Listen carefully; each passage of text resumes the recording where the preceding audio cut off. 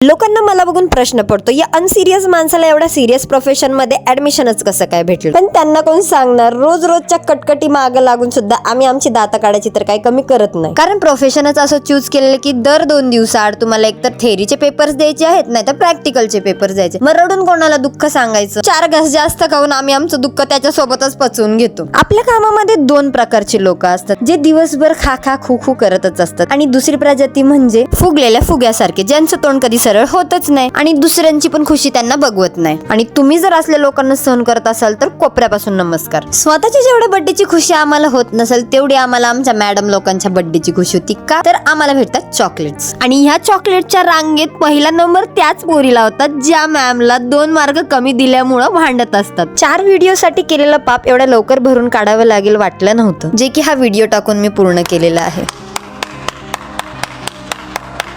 कानकरू संघटनेच्या अध्यक्षाच्या मनाला शांती देऊन झाल्यानंतर मस्टरवरती साइन करून आम्हाला घाई होती घरी जायची. पण आपल्या क्लासरूम मध्ये असे 2 नमुने तर असतातच, ज्यांना कॉलेजमध्ये यायची पण घाई नसते आणि घरी जायची पण घाई नसते. पण त्या नमुन्यांमध्ये मी येत नसून सगळ्यांना बाय बाय करून मी निघाले घरी. असाच मी माझा दिवस संपवलेला आहे. भेटूया पुढच्या व्लॉग मध्ये.